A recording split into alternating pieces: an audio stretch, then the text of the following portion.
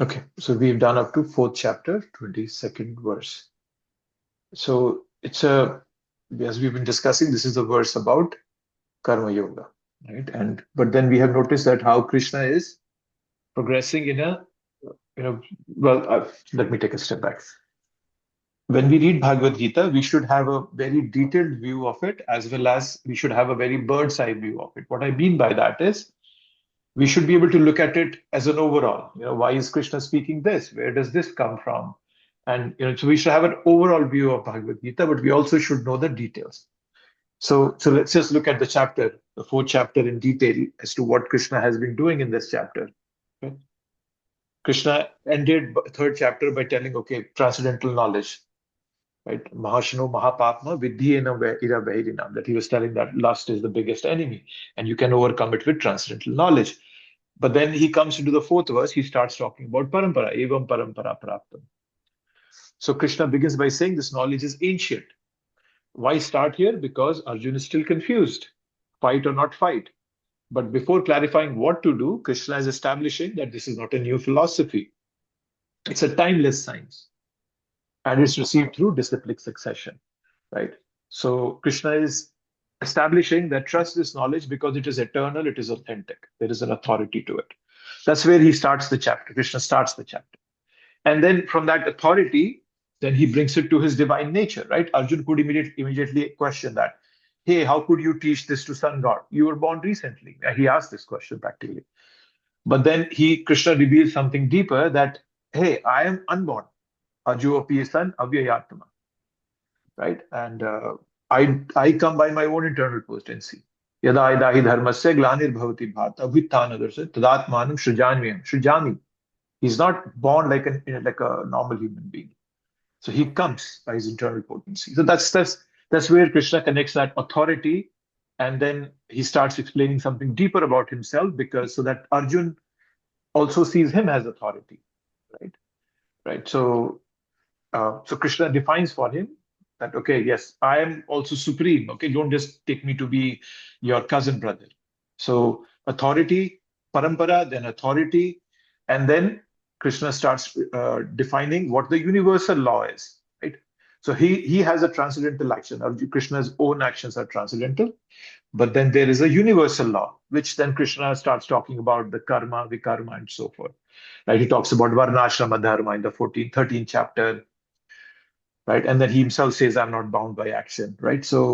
Uh, so see that how Krishna is progressing in the chapter from authority to this universal law of karma vikarma, right? And that's what we have been talking about in the last few verses, right? Karma vikarma. So that's how Krishna is progressing this chapter. And as I mentioned, this is all about karma yoga. So he's brought it to karma, vikarma, and akarma. However, as we know, whatever Krishna talks about, he eventually brings it to bhakti. That's his goal. He never moves away from that. Yeah, sometimes you might look like, oh yeah, he's talking about jnana, dhyana, but no, eventually he brings down it to bhakti all the time in every single chapter. Okay, so Krishna will continue his discussion. I think 2 more verses, 23rd and 24th. He'll continue to talk about karma yoga, that yoga, karma vikarma. He'll wrap that up in 24th. And then he'll start talking about sacrifices, right? That, yeah, I'm giving you all this knowledge, karma, vikarma, and then, but then the question would come is that, okay, yeah, I'll know what you're telling me, uh, but then how to get that transcendental knowledge? And then Krishna, will talk about yagya. So we'll talk about that today. Okay. But I hope everybody has read the verses, purports that we're going to do. Can we just quickly do a raise your hand and tell me if you all have read the purports, who hasn't. I asked to read the 10 purports.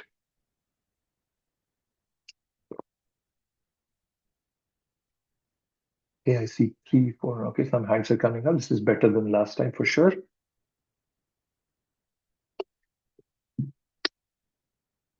Okay, some people still missing. Please don't do that. Please read the purports. Without reading purports, things will become very, very, how to say it. See, Bhagavad Gita, this section that we are reading is heavy. And if we don't read the purports, it just is it's become like a burden to you. My God, why is Krishna talking about all this? What is this yagya, that yagya? I don't need all this. But then when you will read it, when you read Prabhupada's purports, then you will understand the value of it. That's the reason I always request you. Okay.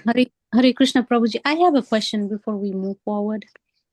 Yes, I was reading through this. So chapter 3 is karma yoga, and chapter 4 is what we're reading is transcendental. Yeah. So what is the connection? I think we did touch on this, but I'm not. I looked at some verses and trying to make the connection. Okay, let's see. Let's see. I think I had a slide for it. Let me see if I can pull up that slide.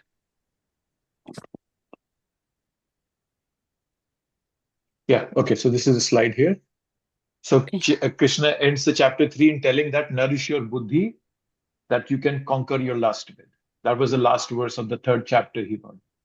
That evam buddhe param budhva samstabhyam atmanam atmana jahi shatru mahabaho kam rupa durashadam.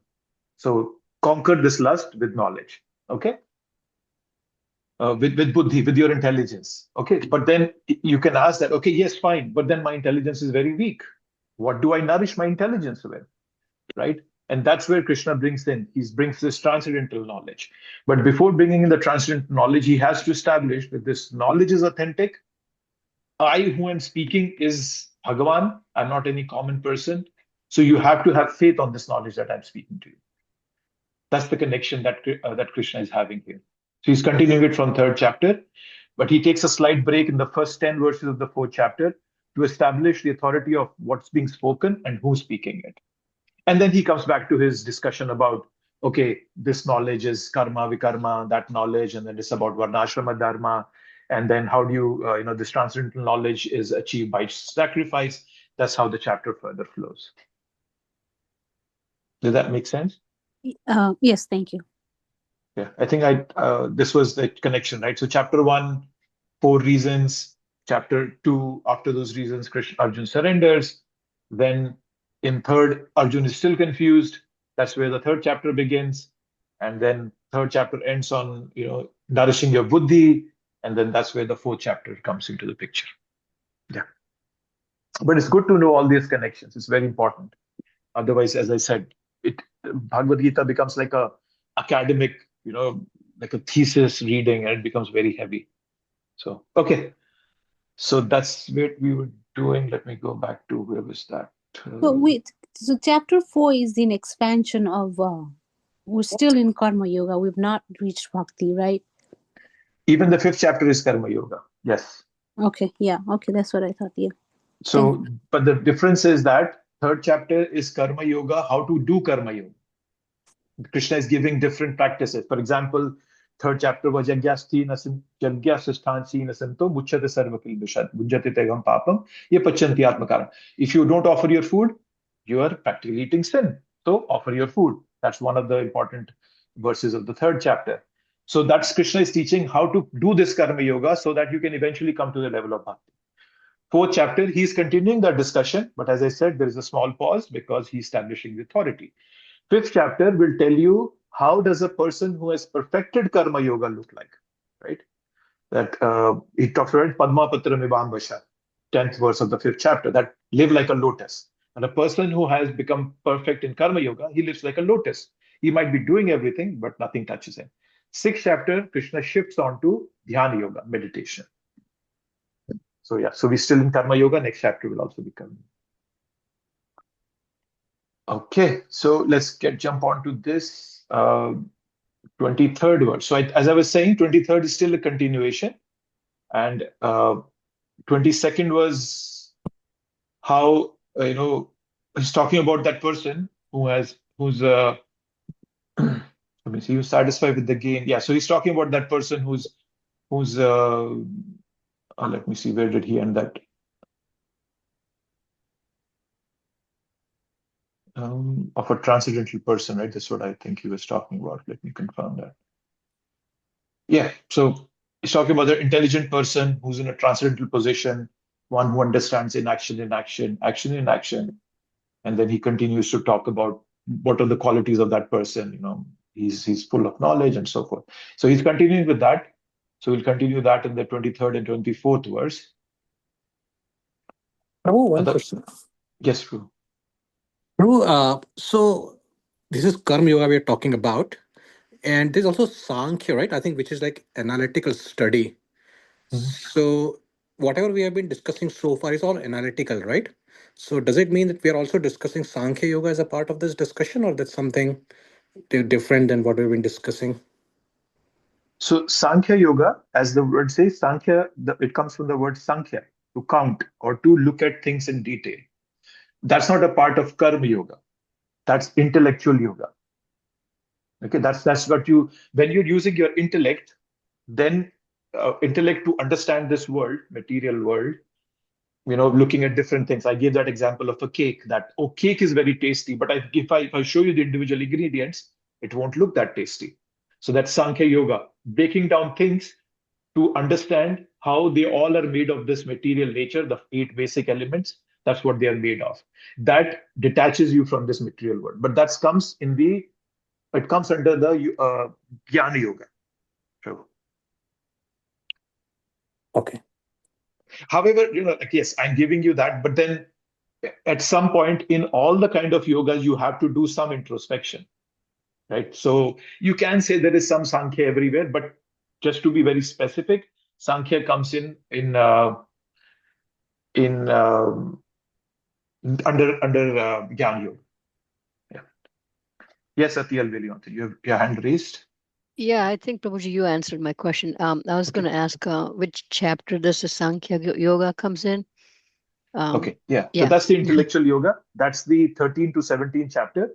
If you have anybody of you have, all of you have read it, they all talk about the modes of material nature and how different things can be under the modes of nature. Your food, your sacrifice, your austerities, your determination. It's all knowledge, like hardcore knowledge Krishna gives in those 13 to 17 chapter. That helps us detach ourselves from this material world. Yeah. Okay. So we are on the 23rd verse. Yeah. Okay. So yes, Krishna is now talking, as we have been talking about Karma Yogi. So in this verse, now Krishna is concluding his discussion of a Karma Yogi, right? And he's saying that the person is Jnanavasthita Chetasha. Jnanavasthita Chetasha means he's fully situated in transcendental knowledge. That's the part, right? And then Gata Sangasya Muktasya. Gata, that's the first part. So that's another quality of that person is the 3 modes are trying to encroach upon our consciousness. When we don't lend our consciousness to the 3 modes, we become Gata Sangasya Muktasya. That's what Prabhupada is saying. One attached to the modes of material nature. Muktasya, liberated. Right? And then we have Yagya Yacharata Karma. Right? Yagya Acharata Karma. That is, I'm supposed to perform every action as a sacrifice for Vishnu. So keep this in mind here. Krishna is talking about transcendental knowledge, right? Here, and is yagya. The concept of is brought about as being yagya. And then he'll elaborate upon what yagya is in the later on verses. So this verse forms the basis or foundation for the some of the next verses that are coming, 25th to 29th. Right? Binu, you have raised your hand, or is it from the past? No. Yes. What does merges entirely into transcendence mean? Okay. Merges entirely into transcendence. Well, merges entirely into transcendence is you become full of it. You fully understand what transcendence means. That's what basically it means. And let's see if Prabhupada is talking about it in the purport. Yeah. Becoming fully Krishna consciousness. One is freed from all the dualities, and thus he is freed from the contamination of material modes. Right? He can be liberated because he knows his constitutional position in relation with Krishna, and thus his mind cannot be drawn from Krishna consciousness. Consequently, whatever he does for Krishna, who is the primeval Vishnu. Therefore, all his works are technically sacrifice, because sacrifice aims at satisfying the Supreme Person, Vishnu, Krishna. The resultant reaction to all such work certainly merge into transcendence, and one does not suffer material effects. So when you become fully Krishna conscious, the dualities of this world don't disturb you, the modes don't disturb you. All your work is aimed at to satisfaction for Krishna. That means we have completely merged into that transcendence. Basically, merge does not mean like we physically merge. Merge means, understand it like how to say it, a green parrot entering a green tree. It might look as if you might not be able to distinguish the parrot, but still he has his individual entity. But he is a part of that huge greenery. So similarly, when we become fully Krishna conscious, we become, a part of that uh, Krishna conscious environment, or however we may say it. But we don't lose our identity. So don't get confused with the word merge in there. Yeah, I was just trying to make sure that this does not imply the principle of impersonalism. No, it does not. Yeah. Prabhupada, whenever he uses this word merge, he's referring to, as I was giving the example, Prabhupada gives that example of a green parrot entering a green tree. Looks as if everything looks green, but the parrot never loses his individuality. So we don't necessarily merge, does not mean we lose our individuality. We get fully absorbed in it, but I maintain my individuality. Yeah. There was another hand. Is it Akhil Vili? Yes. Yes, Prabhuji. So when you say we don't lose our individuality, so do you mean that our the way we think, the way we behave, our characteristic stays with us? So your ego, so your mind, intelligence, and ego, it stays with you. However, it's fully purified. It's not. That's why we have variety in the spiritual world. Some devotees want to approach Krishna as a mother, father, some as a friend, some as a lover. So they all have their individual propensities, but those propensities are pure, 100% pure. They're unadulterated. They don't have any tinge of material nature. So we don't have a body. We just. No, you have a spiritual body. Yeah, spiritual body, but not like our physical body. No material body. Yeah, no. Yeah. It's because the basic symptoms of the material body, birth, death, old age, and disease, they don't exist in the spiritual world. So yes, you have a spiritual body, which is Satchidanand, blissful, beautiful, conscious. Conscious means conscious that I'm a servant of Krishna. Yes, sometimes Krishna can cover that thought process up just so that he can have a much closer relationship with you. Like, for example, Krishna's friends, they defeat him and they mock him, saying, what you, Krishna, we can defeat you anytime. And they sit on his shoulder, make fun of him. If they are told that Krishna is Bhagavan, they won't be able to have that loving relationship with Krishna. So sometimes Krishna can cover it, but that doesn't mean that they lose it. It's just covered because Krishna wants to have a relationship with them. Yeah. Thank you. Okay, yes. So merging in that. So again, so this is wrapping up Karma Yoga. Let's come to 24th. So this is an important, interesting verse, the way Krishna has put it. You'll see a lot of Brahma here. Brahma Arpanam, Brahma Havi, Brahma Gno, Brahmana Hutam, Brahma Evatina Gantavyam, Brahma Karma Samadhinam. Here the word Brahma, it's not the Brahma, the person. It's about spiritual in nature. The word here means spiritual in nature. So as I've been telling you again and again, the word Brahma can have different meanings in different places. So keep that in mind. And Prabhupada is translating, a person who is fully absorbed in Krishna consciousness is sure to attain the spiritual kingdom because of his full contribution to spiritual activities, in which the consummation is absolute and that which is offered is of same spiritual nature. I have a slide for it, so that you can understand it better. I put it here just so that you all can know what all those different activities that are. So we have Brahma Arpanam, Brahma Vi, Brahma Gno, Brahma Hutam, Brahma Tena Gantavya, Brahma Karma Samadhina. So these are the meanings of it. And I put an example of a software engineer just so that because maybe many of you might be able to relate it. Arpanam means by which something is offered. So a software programmer, the act of programming is the arpada. What is his offering? He's offering the code that he writes, he or she. What is the receptacle for offering? Where is all that offering going? It's going into the computer he's using to write the code. What is the act of offering? It's the software application, right? So Hutam, the software application that his code becomes a part of. What is the result? That he writes a good code. And then what is the state of complete absorption? Is the programmer himself. He's immersed in coding, whatever he's doing, he or she's doing. So that's the way to understand it. But in a broader sense, Prabhupada has translated in a very simple way for all of us to understand. Everything I do, that karma yogi, when he becomes perfect, everything that person does is spiritual in nature. Right? I just gave you this example of a software engineer. So similarly, when we become fully Krishna conscious, whatever we do becomes spiritual in nature. The act of offering, what am I doing? With what things am I doing it? What is my consciousness behind it? Where am I doing it? What is the outcome of it? They all become spiritual in nature when a person lives with this consciousness, as we have been reading in the earlier verses. That's the summation, sum of the entire the chapter, right? So this is the way to apply this knowledge in our day-to-day life.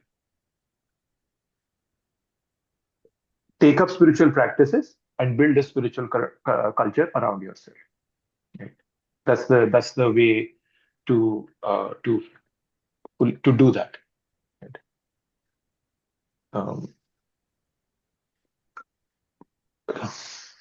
Krishna is walking us, not necessarily walking. He's taking us, holding our hand through a whole process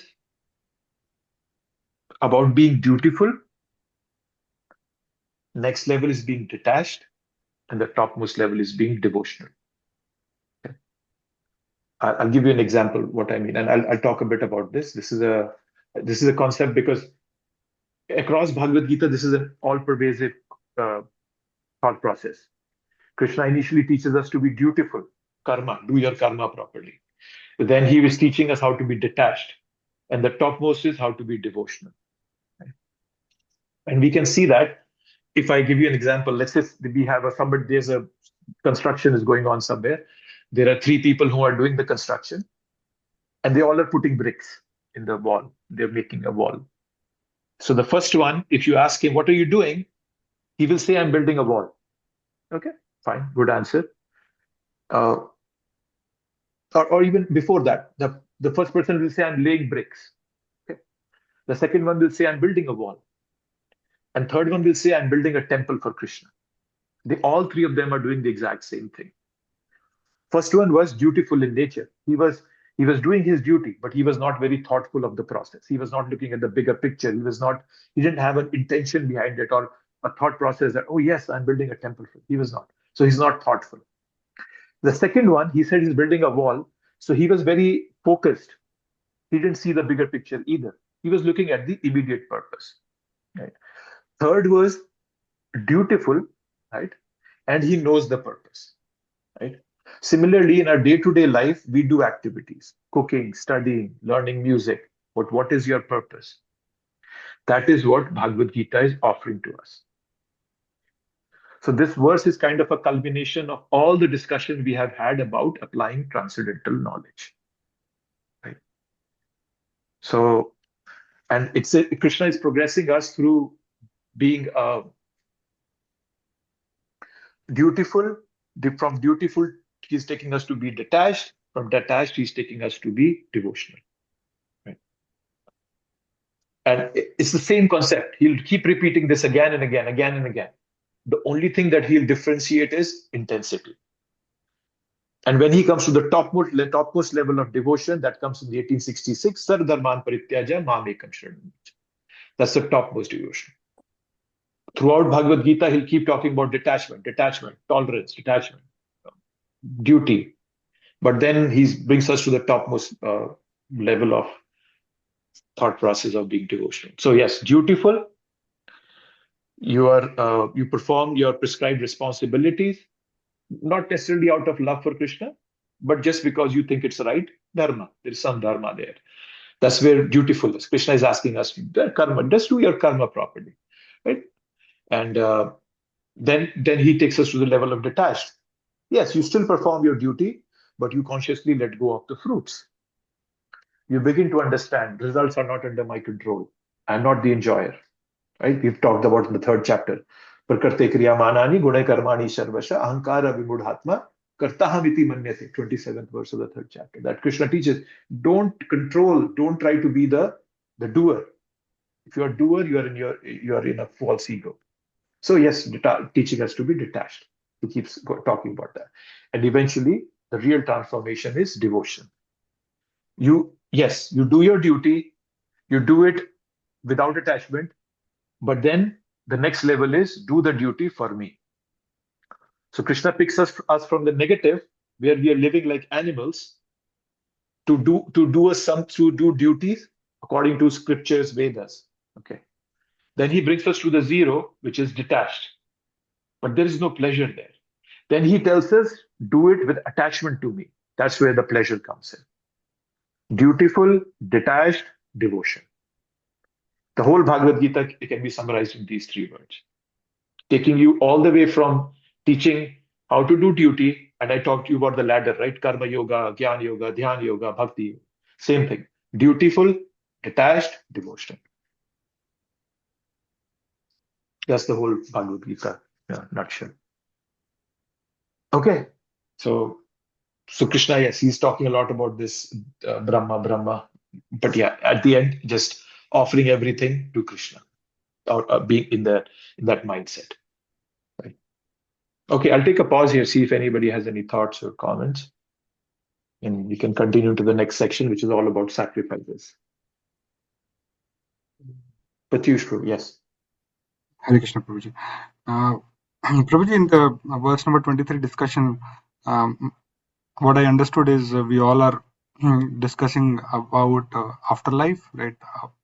After this life. But my understanding while I was reading the purport was even in this life, somebody who are fully Krishna conscious and can get freed from dualities, as an example, like Prabhupada and Guru Maharaj. They are fully, involved in Krishna conscious, and they're free from dualities. And within their current body, their body is spiritual, and they are fully transcendental. Yes, that's correct. While living in this body, you can become fully transcendental. So 23rd verse is not about leaving this body. Yes, it talked about merging in transcendence, means being fully absorbed in that mindset. As you're giving the example of Prabhupada and other Prabhupada disciples and senior devotees. So yes, we can do that in this very same body. Yes. Well, was that your question, Prabhu, or was that a thought you were sharing? I wanted to correct my understanding, because from the earlier discussion, what I understood was the discussion was leading to the point that we are talking about after this body. No, within this body also. No, we can. Yes. I just wanted to clarify. Yeah. Within this body, we can purify. We can purify ourselves. And Prabhupada is a perfect example. Prabhupada was leaving his body, and Prabhupada was dictating Bhagavatam purports. No thought of I'm leaving this body, I'm dying, and I'm leaving everything. Nothing of that sort. So yes, he was fully absorbed in transcendence. Yes, Satya. So Prabhuji, I know Prabhupada had a lot of devotees that were very, very, very close to him and serving him day and night, massaging his feet, providing him water, and doing seva for him, to him, I guess. So where are they? Like, I know Prabhupada is fully transcendental, but where would they sit? Like, I mean, we're nowhere close to that. We're not even fortunate. Where are Prabhupada disciples? What do you mean? What do you mean? Like, yeah, those who were like super close to him. Like, where do they stand in this our parampara? I mean, not parampara, but like Prabhupada was transcendental, right? Where are they? Like, Well, they're not fully transcendental, right? It depends on their consciousness. That's what this 23rd verse is saying, or that discussion is. who's able to overcome the dualities, is not disturbed by the modes of nature, who's offering everything that he or she is doing as a service to Krishna. They are purely transcendental. But talking about Prabhupada disciples, I cannot say that because it depends where they are. If they have left their body, if they were thinking about Krishna, they went back to spiritual world, or even better, they went back to Prabhupada to again engage in his service. If they were not thinking about Krishna when they left, then they probably came back here, took birth in a Shuchinam Srimatam Gehe. Krishna talks about in the 6th chapter, 42nd verse, that people who are not able to complete their bhakti, they come back and are born in pious families, rich families, so they don't have to work hard and they can use. So depends, Mataji. If they have left their body, what was their consciousness? If they have not left their body, what is their consciousness now? So we can't define where they are.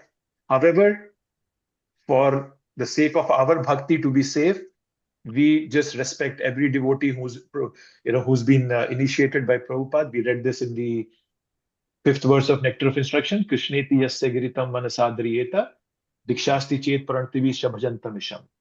Krishneti yasya giritam manasadriyeta. Whoever is chanting the name of Krishna, you should mentally offer obeisance. Dikshasti chet parantivi shabhajantamisham. Whoever has taken Diksha, you should physically offer obeisances to him. Krishneti yasya giritam manasadriyeta dikshasti chet parantivi shabhajantamisham. Shushushama bhajan vigyam ananya manyam nindadi shunya ipshita sthirde sangalabdhe. And people who have completely nullified envy from their heart, you should serve them. So that's the way. So to be on the safer side, we should always be appreciative and look up to them in reverence. That's what I was just saying. Okay. We don't want to unnecessarily hurt our bhakti by thinking that, oh, this devotee is not yet elevated, or he is elevated, she's not elevated. It just unnecessarily brings negativity in our heart, which is not good for our bhakti. Okay, was that okay, Mataji? Or did I hit your point? Yeah. My question was more towards they were super fortunate to serve Prabhupada. Yeah. Yeah. So their next destination would be very close to Prabhupada, and that's basically what I was trying to figure out. Yes. So once again, Mataji, see when a devotee progresses, a point comes where the devotee does not even want to go back to Krishna. He says, Krishna, I want to serve the people who are suffering in this world because that is your deepest desire in your heart, because you're crying that all my children, they're suffering. I want them to come back. So I want to help them.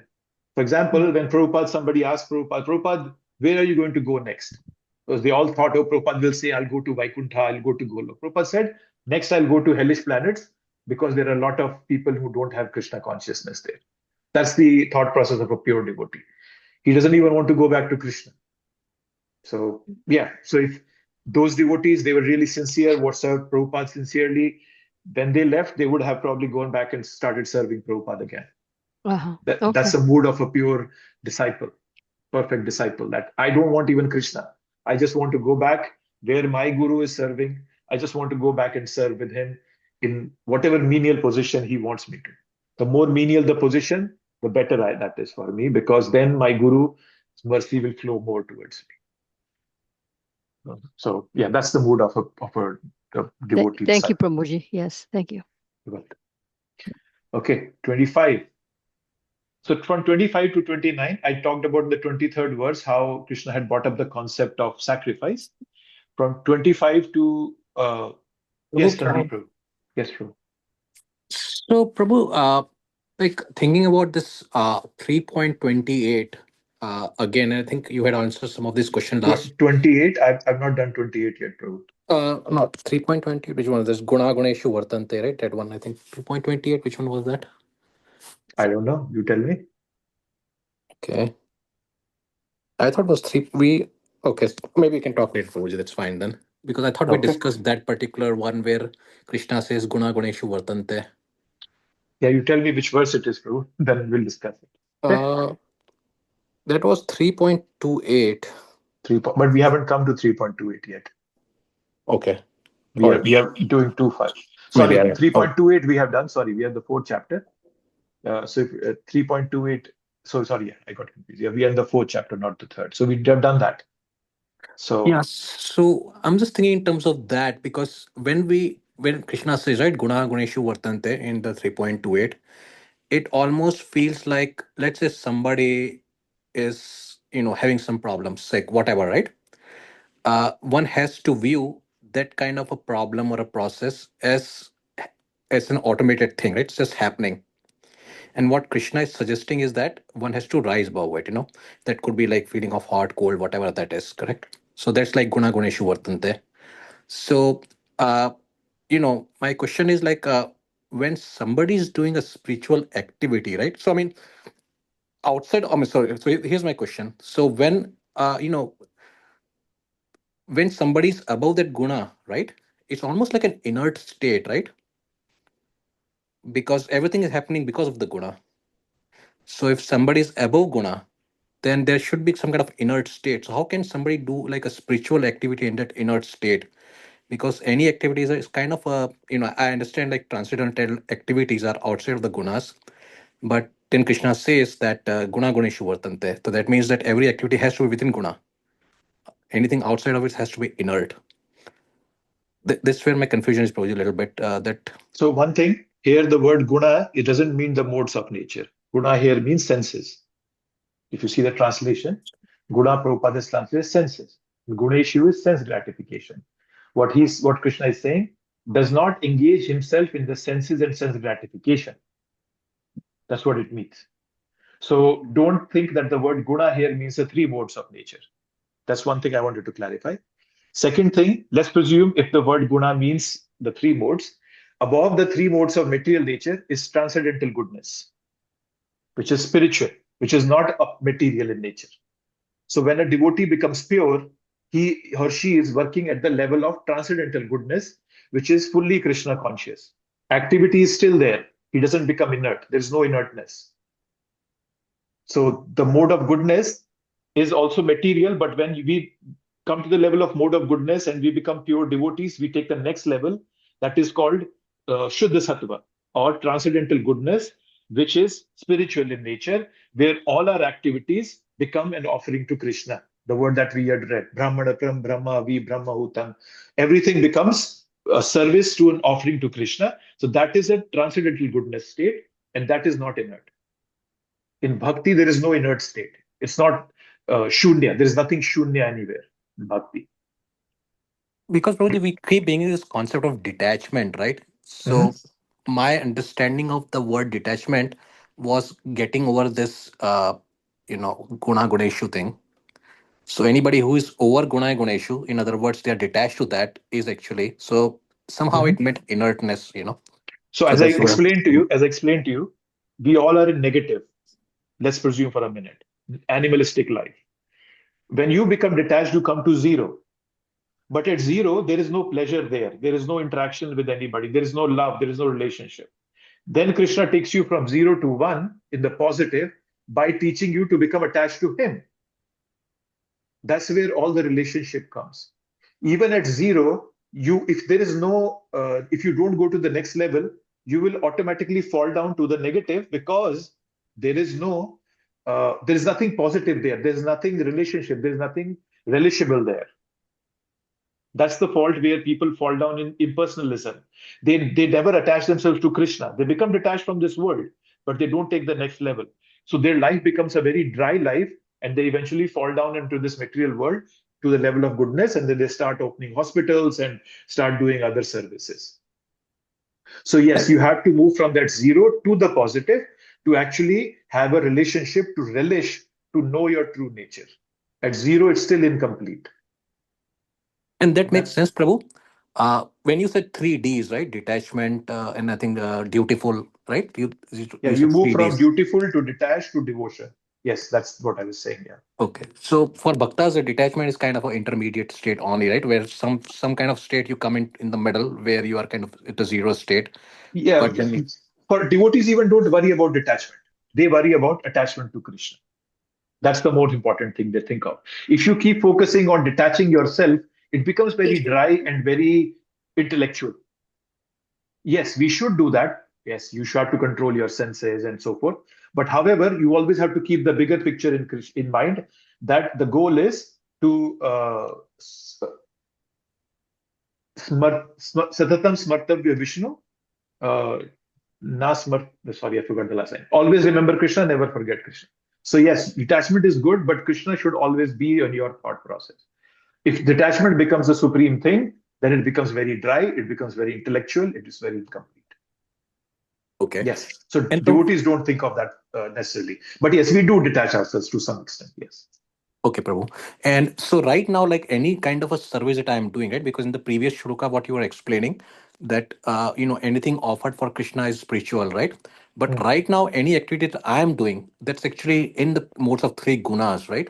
So that is not actually transcendental or anything like that, right? It's purely material at this point of time. Correct?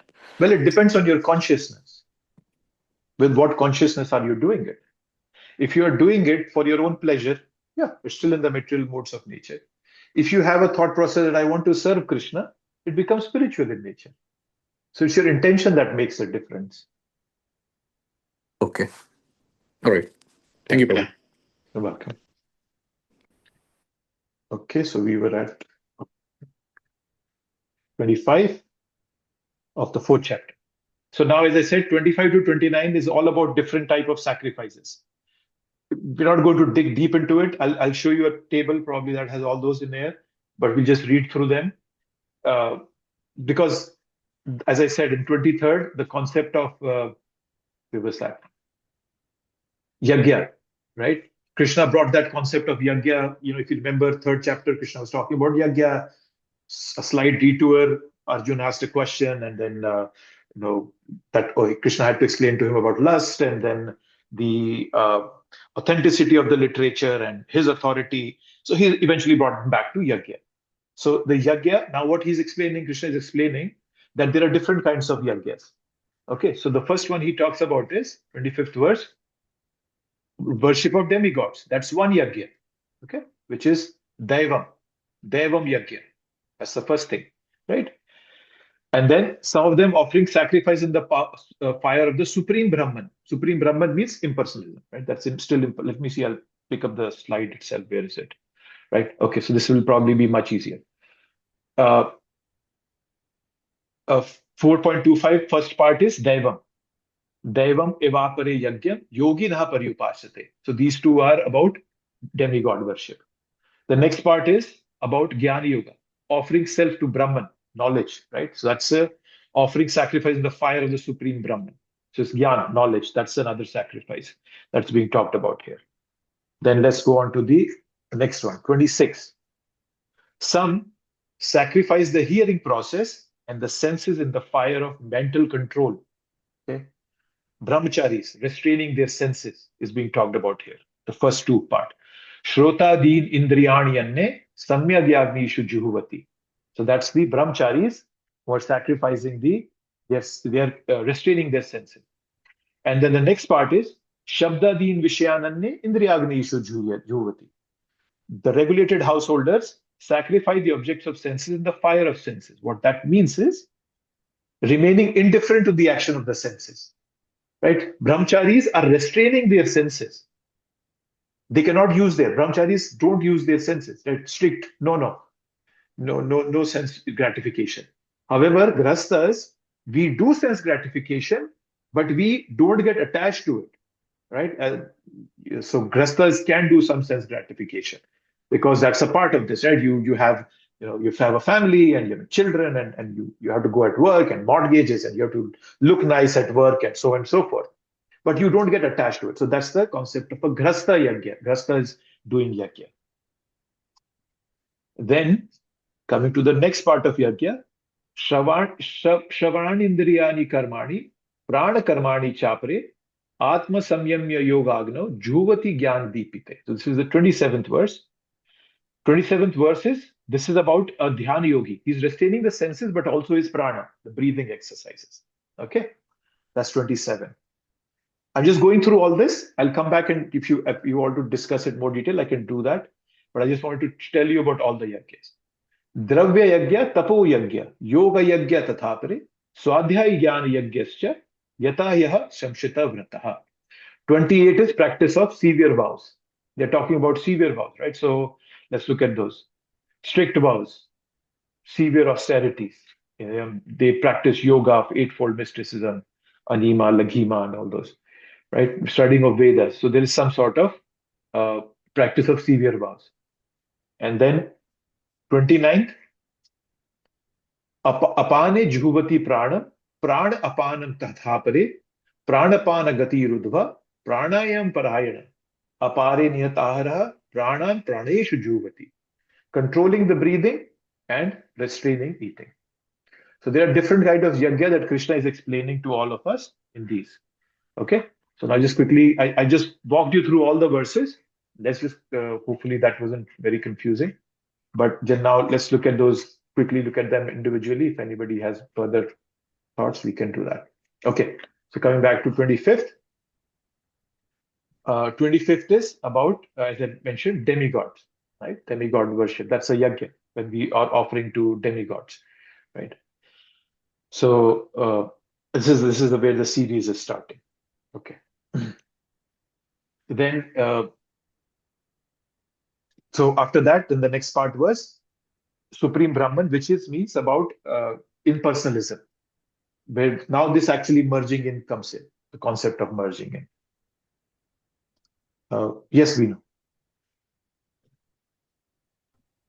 Just out of curiosity, it says that the impersonalist sacrifice his material designation with a view to merging into existence of the Supreme. What is Prabhupada saying by sacrificing material designation? Where is that in the purport? Yeah. Can you tell me where is it towards the end? Towards the end. Yeah. Okay. The fruitive workers sacrifice their material position, whereas the impersonalists sacrifice their material designations with a view to merging into the existence. Sacrificing material designation means it's all about negating. I'm not this body. This nothing is for me to enjoy here. I'm not anybody's son, daughter. So it's just very dry, negating everything that you have in relation to this body. That's what it means. That's what the concept of impersonalism is. Right. Whereas when we talk about bhakti, we use this body for service purposes. So even a sannyasi, when a Vaishnav sannyasi, he's not like he's detached from the whole world and not doing anything.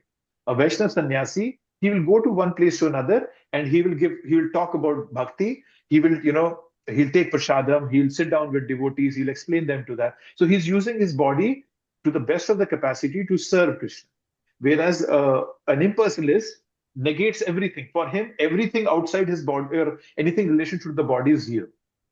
So he doesn't have to interact with anybody. He doesn't want to talk to anybody. He doesn't want to take anything from anybody. That's what it means, negating your material designation. With the eventual view that when I leave this body and I have nothing to do with this body, whatever my soul is, it'll go and merge with Krishna. That's what it means, basically. Yep. Thank you.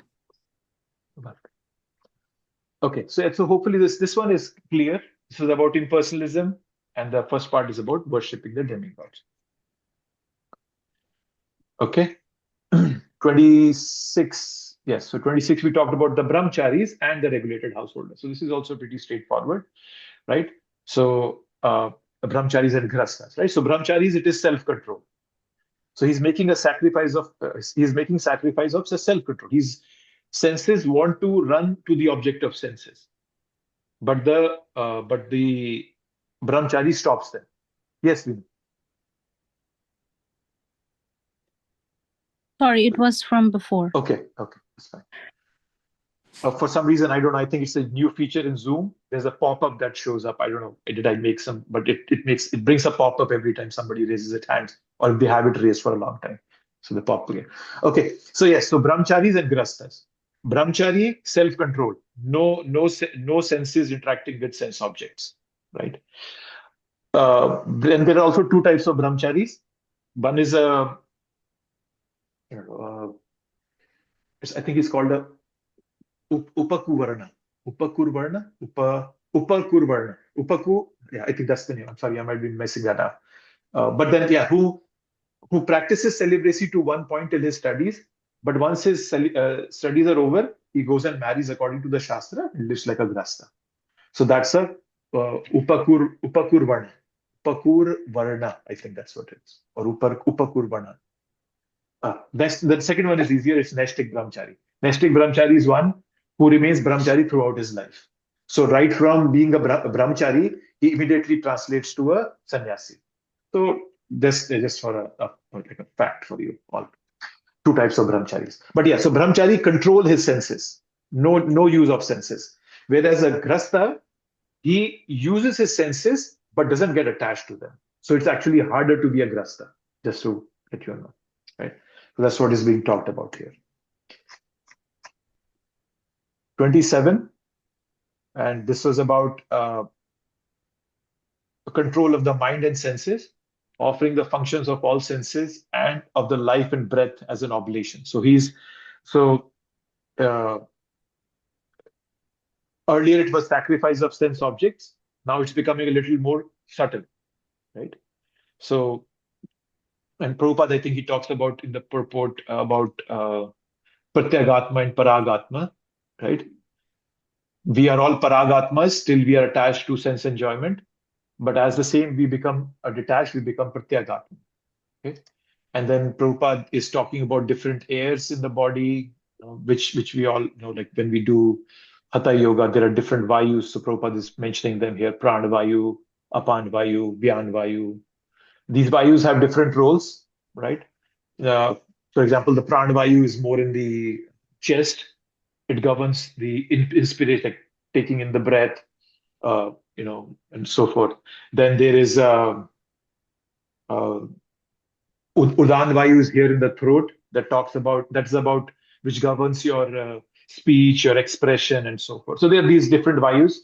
Prabhupada is giving them all for our information here. It's because it's the Yoga Patanjali system that Prabhupada is elaborating in this verse. And that's what this verse is talking about, right? Like the controlling the breath, the breathing, different airs in our body. That's what is being talked about here.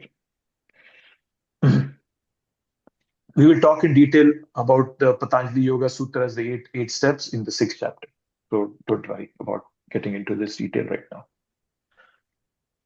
Okay. Then 28th, Eightfold Mysticism Yoga. Okay. There are many types of yoga in this one verse. One is Dravya Yagya. Dravya means wealth. So sacrificing one's possession, that's also kind of a yagya. Tapaha yagya, austerities, right? Like fasting, Ekadashi is an austerity. 4 regulative principles are an austerity. So yeah, that's it. Then there is Swadhyaya yagya, Swadhyaya Gyan yagya. So Swadhyaya means is sacrifice of intelligence. So what are they actually doing? They're trying to connect to the absolute truth by sacrificing whatever is accessible to them. That's it, as simple as that. Some people have money, some people have intelligence, some people have more, they can be more austere, some people are intelligent, so forth. So just that, right? So all these are meant for elevation. Okay. 29. Okay. So it's just a continuity. And Prabhupada, what Prabhupada does, you might have seen that there are some 6 sections in some of them. So the reason is because Prabhupada brings similar sections together. This is something Prabhupada does. Yeah. So you might see in some Bhagavad Gita, this might be a separate verse. Prabhupada Bhagavad Gita, it's together. Prabhupada is bringing it together just for the sake of it. So all these are technicalities, right? So again, breath restraint, controlling what the movement going out or coming in, or stopping it. That's all those. Yet you might have all done pranayama at some point, or you might be doing it, right? So there are pranayams where you completely exhale and then you kind of sit for a few minutes, a few seconds, not a minute. But just to give you an overview, these all are technicalities. All are valid, but that's not the Yuga Dharma. Yuga Dharma is chanting. Right? Krishna Varnam Tusha Krishnam Sango Pangasra Pashadam Yagye Shankishtana Soe Jajanti Hisu Vedasha. This is the verse that tells about Mahaprabhu. It comes in the 11th canto, 11:20. I can show you this verse. Give me a second if I can pull it up. Okay. Krishna Varnam Visha Krishnam 11:532. Okay.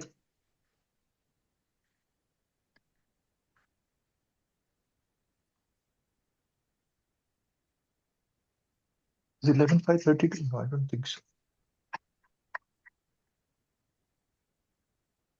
Oh, yeah, it's 11:532. There it is. Let me share and show you quickly, and we'll jump back again. I just want to show you so that don't get overwhelmed with what Krishna is saying here. It's not our Yuga Dharma. Krishna is just saying it because some people might want to do this because they are not yet ready for bhakti. For us, Krishna Varnam Tusha Krishnam. So when Mahaprabhu comes in the age of Kali, intelligent persons perform congregational chanting to worship the incarnation of Godhead, who constantly sings the name of Krishna. Although his complexion is not blackish, he's Krishna himself. So intelligent people who do chanting. That's Yuga Dharma. So don't worry about, oh, I have to drill my senses and do this and that, and don't worry about these. Yes, Sandeep. Yeah, but like what you said, man, it makes sense that in the current dharma, it's only like Nam Sarkintan, right? Yes. No, Yeah. nothing with the body and nothing like yoga or Yeah. anything. But Yeah. Prabhuji, Yeah. Gita was spoken at the end of like before the start of Kali Yuga, right? Almost at the end of End of Dwapar Yuga. Yes. right. So isn't it like meant for people in Kali Yuga? So why did Krishna have to mention things not applicable to Kali Yuga? Because not everybody is ready to accept chanting as the Yuga Dharma. Right? You see out there are people so inclined to do Hatha Yoga. They're ready to make their body into a pretzel. They will twist here, twist that, because they are not yet ready to accept bhakti. They are not ready to yet accept that the Yuga Dharma is chanting. Krishna wants everybody to come to him. That's why. That's why Krishna knows in Kali Yuga, yes, even though Yuga Dharma is chanting, there still be people who want to do, Patanjali Yoga and Hatha Yoga or Gyan Yoga. That's why he has to speak that. Okay.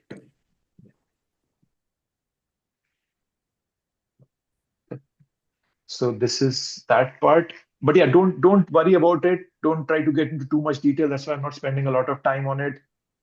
Good to know, but not something that will. Well, you can use some of these if it helps you in your bhakti, right? If you think pranayam is helping you focus more, mind control more, so that you can do bhakti better, okay, do it. But don't use that all in all. Then it's not bhakti. If your end goal is bhakti, anything can be used for Krishna's service. But if it is not, then everything becomes material or distraction. Okay. 30. Okay.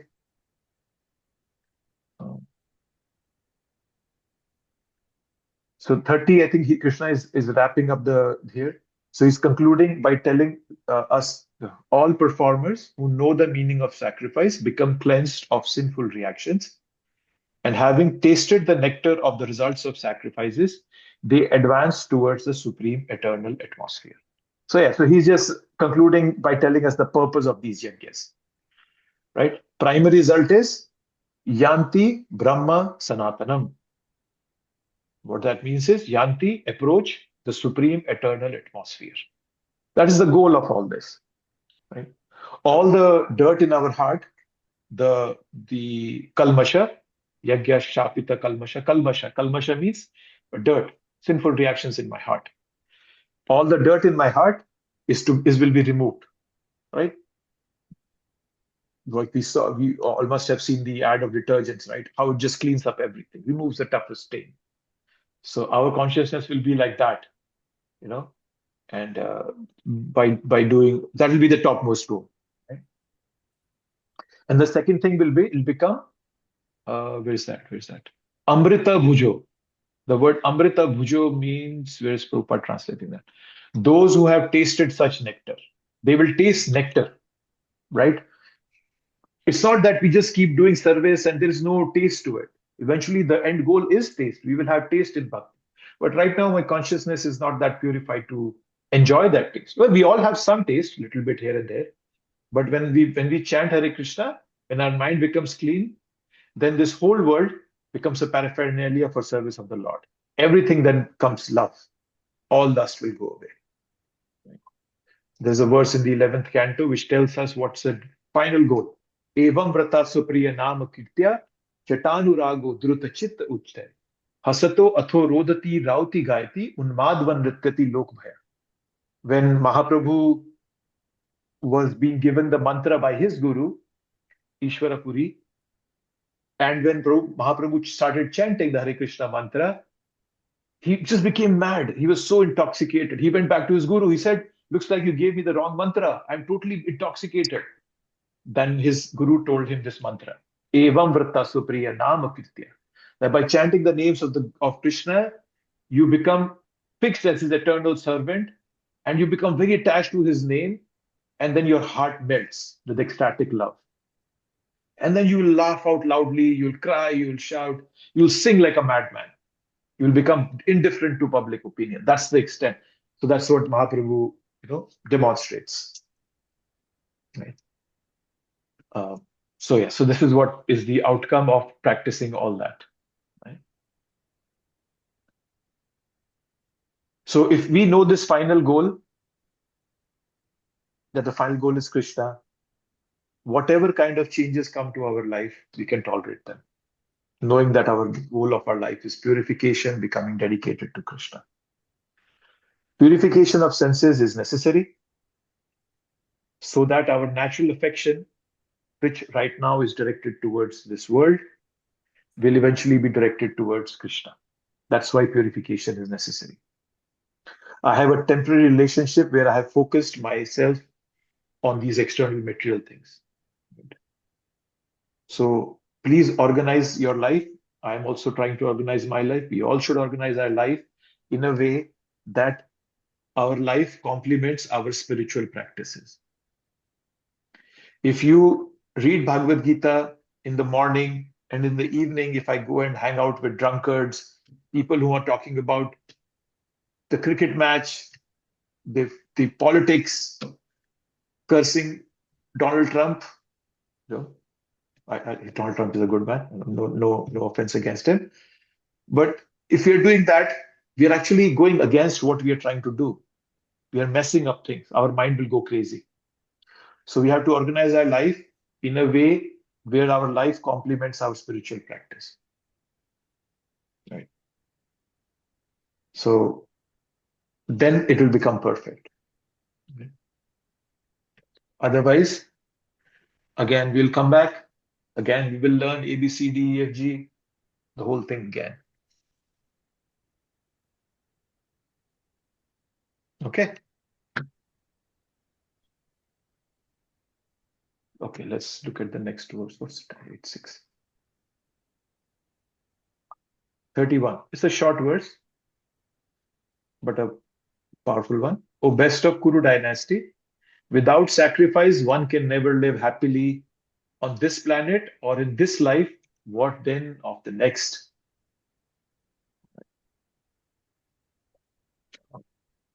So if there's a blind man sitting in a prison room, and once a year the gate opens, and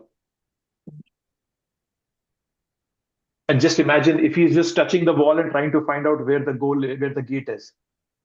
And just at the moment when he was about to reach the gate, he was about to touch it, he gets an itch on his nose and he starts scratching. And he continues walking and he misses the door. We all are in that situation. We are sitting in a prison room. This human birth is that opening of that gate. But if I use it to itch my material senses, I will miss the gate. Again, the human birth. Who knows? Not even a human birth. I don't know what birth will I get. Right? So that is why Rishabh Dev in the 5th canto, he says, Tapo divyam putraka yena shatvam shuddhayet. Tapo divyam, do transcendental tapa, austerities. Right? So he talks about that. he says, and arhate with bhujangi, that don't become at the level of a pig who's thinking all about his material gratification. Don't do that. Do tapo yudhya. So that's what is being told here. How can you live happy in the next life if you don't are able to do austerities in this life, use it properly? Okay, 32. All these different types of sacrifices are approved by the Vedas, and all of them are born on different types of work. Knowing them as such, you will become liberated. Okay? These different yagyas, they come from Vedas. Right? So it's all coming from Veda Brahmana. Okay? So it's coming from Vedas. So yeah, and different yagyas for different peoples, as we have talked about. Right? Ultimately, all yagya involves work. Correlation is that Arjun, you should also work. When one understands this, then he becomes liberated. Okay, I'll do 43 and I'll 33 and I'll pause here because 34 is a good, very important verse. I want to spend some time and we can do that. And so because this is the end of that section of sacrifice. O chastiser of enemy, the sacrifice performed in knowledge is better than the mere sacrifice of material possessions. After all, O son of Pritha, all sacrifices of work culminate in transcendental knowledge. This is 33. Okay. Yes, so here now Krishna is further elaborating it, that yes, I've talked about many things. Dravya Yagya was there, material possessions and so forth. However, what is important is the knowledge part. What kind of yagya is better? Gyan, knowledge. Knowledge of our true identity, of our eternal activity. So when we do that yagya, it will help us in redirecting our heart towards Krishna. Then it's the right yagya. So 25 to 29, Krishna talked about different yagyas. 30 to 33, Krishna has talked about the principle of that yagyas. What is the principle behind it? Okay. Okay, I'll pause here. I'm not going to continue anything. I just want to see if anybody has any comments, questions, anything on your mind that you want to bring up. Otherwise, I have one request that I wanted to make. But yeah, I'll give it a minute.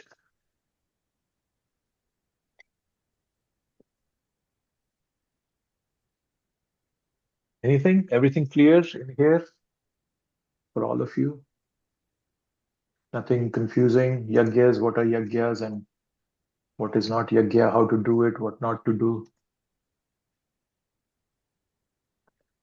All clear? So next week, you can continue from 34, which is which talks about guru, having a guru. So that is an important verse where we will start in the next class. Yeah, I just wanted to okay. So let me stop the recording first, and I wanted to quickly